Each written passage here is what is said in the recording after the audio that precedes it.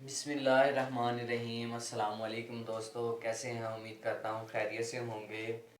आज हम तबीब के ऊपर बहस करेंगे, तबीब के बारे में बात करेंगे कि तबीब होता क्या है।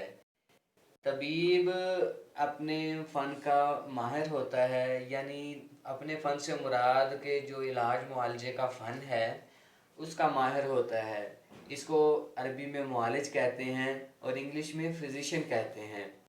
तो फिजिशियन, मुआलिज, तबीब बनने के लिए किन मराहल से गुज़रना पड़ता है, किन किन आलूम को पढ़ना पड़ता है, उनके ऊपर दस्तरस हासिल करनी पड़ती है, उसके बाद एक तबीब बनता है। कदीम अतबा कराम जो मज़ामीन पढ़ते थे, जिन असबाब को पढ़ते थे, जो किताबें जो अलूम पढ़ते थे, वो तो बहुत ज़्यादा हैं। वो एक वक़्त में सिर्फ तबीब ही नहीं थे, इलाज मुआवजा नहीं करते थे। वो इल्म नजूम के माहिर थे, इल्मुल आदात के माहिर थे, इल्म जफ़र के माहिर थे।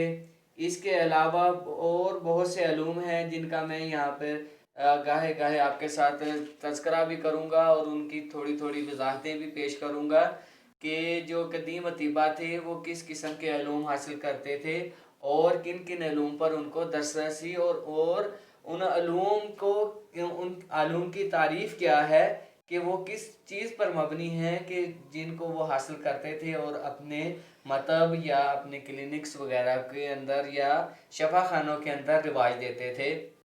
इल्म नजूम के माहिर थे, यानी कि सितारों की चालों के माहिर थे। इसके अलावा इल्मुल आदाद है, नंबरों के नंबरिंग के ज़रिए जो है वो बीमारी का इलाज करना और उसके मराहल उसकी वो एक अलग चैप्टर है।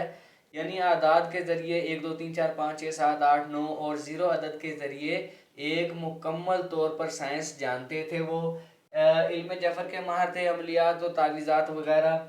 माहिर तबियात थे, फ़िज़िक्स के कवानीन के बारे में इल्म था उनको। माहिर मुनाफिल अज़ा थे। मुनाफिल अज़ा है फ़िज़ियोलॉजी या अज़ा का अफ़आल व ख़वास। माहिर तशरीहुल अबदान थे, तशरीहुल अबदान कहते हैं एनाटमी को, एनाटमी के माहिर थे।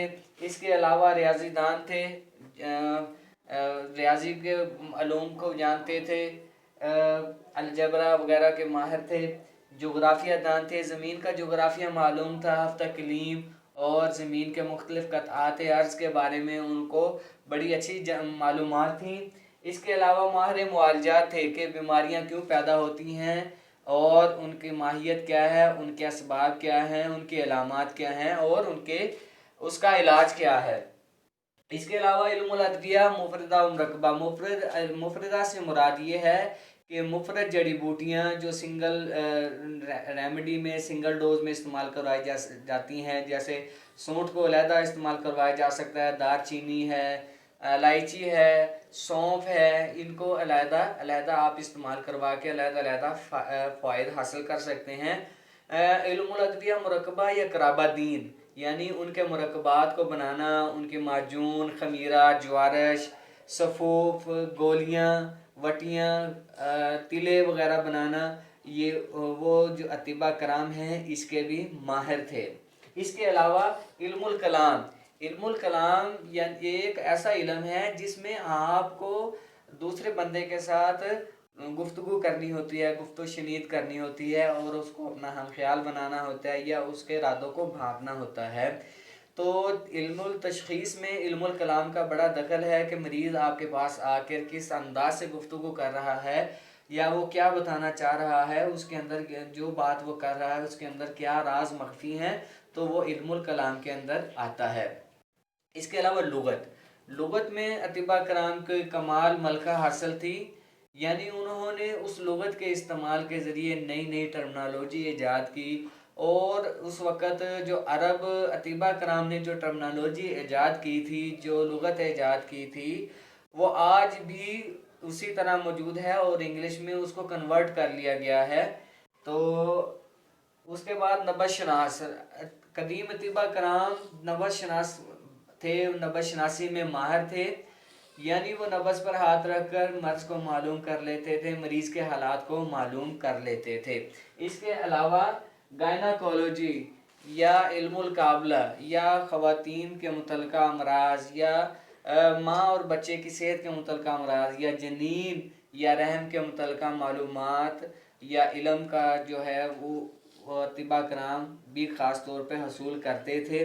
اس کے بعد ہے امراض اطفال، بچوں کے امراض، یعنی بچے پیدا ہونے سے لے کے اس کے دودھ کے دانت گرنے تک وہ بچے ہی کہلاتے ہیں، تو ان کو ان ادوار میں ان سنوں میں یا ان سالوں میں جو امراض ہونے ہوتے ہیں وہ بھی ایک طبیب کو جاننا بہت ضروری ہے، کیونکہ وہ صرف بالغوں کا یا بوڑھوں کا یا عورتوں کا، خواتین کا علاج معالجہ نہیں کرتا، وہ تمام اجناس کا، بچے سے لے کر بڑے تک، بوڑھے تک سب کا علاج معالجہ کرتا ہے۔ اس لیے اس کو امراض اطفال اور ان کا علاج معالجہ کے بارے میں معلوم ہونا ضروری ہے۔ اس کے بعد ہے پیتھالوجی۔ پیتھالوجی کہتے ہیں پیتھوجینز کے علم کو، یعنی مائکرو آرگنزمز کو، ان کو جاننا، ان کے بارے میں جاننا، ان سے پیدا ہونے والے امراض کے بارے میں جاننا اور ان پیتھوجینز کو جسم سے باہر نکالنے کے قوانین ایجاد کرنا پیتھالوجی کے اندر آتا ہے۔ اس کے بعد ہے ہسٹری آف طب۔ طب کی ہسٹری سے مراد یہ ہے کہ طب کب مارز وجود میں آئی اور اس کو کس دور میں عروج ملا، کس دور میں زوال ملا، کس دور میں اس کے ساتھ کیا ہوا، یہ ہسٹری آف طب کے زمرے میں آتا ہے۔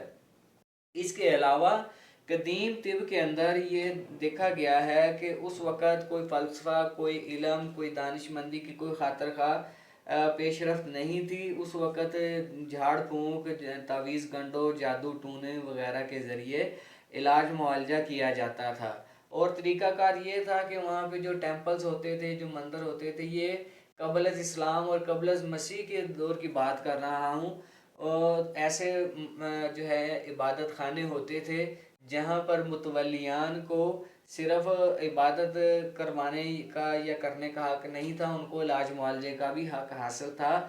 تو وہاں پر کسی بھی بیمار کو، کسی بھی مریض کو لایا جاتا اور وہ جو بت کدے کا یا اس عبادت خانے کا متولی ہوتا تھا، وہ اس کو دم درود، جھاڑ پھونک، تعویذ گنڈا دیتا تھا، اور جب وہ مریض ٹھیک ہو جاتا تھا تو اس منتر کو، اس تعویذ کو، اس جھاڑ پھونک کے عمل کو لکھ کر اس بت کدے کے یا معبد کے اندر رکھ دیا جاتا تھا، تاکہ وہ آئندہ آنے والے لوگوں کے لیے ایک طریقہ علاج کے طور پر استعمال ہو سکے۔ یہاں پر میں ایک بات اور اضافہ کرتا چلوں، جیسے جیسے وقت گزرتا گیا پھر اس کے ساتھ ساتھ علاج معالجہ یا طب یا میڈیکل سائنس کے اندر بھی ریولوشنز آتے گئے، یعنی کہاں وہ تعویذ گنڈے اور جھاڑ پھونک سے شروع ہوا تھا، اور کہاں پر یہ مائکرو بایولوجی اور فیٹس ٹیکنالوجی اور انٹرا یوٹرائن انسیمینیشن وغیرہ کہ جو ہے نا جدید طریقہ کار تک یہ پہنچ گیا ہے۔ تو کہنا یہ چاہتے ہیں کہ طب یا میڈیکل سائنس جو ہے وہی ہے جو آج سے ہزاروں سال پہلے تھی، اس کا کوئی وہ اسپیسیفیکیشن نہیں ہے۔ اس کی اسپیسیفیکیشن یہی ہے کہ یہ انسانیت کے لیے بنائی گئی ہے، انسانیت کی خدمت کے لیے یا انسانوں کو فائدہ دینے کے لیے بنائی گئی ہے، اس لیے اس کے بارے میں تعصب نہیں اختیار کرنا چاہیے۔ جو شخص بھی اس میں کام کرتا ہے وہ انسان کے لیے کام کرتا ہے اور انسانیت کے لیے کام کرنا چاہیے۔ Thank you.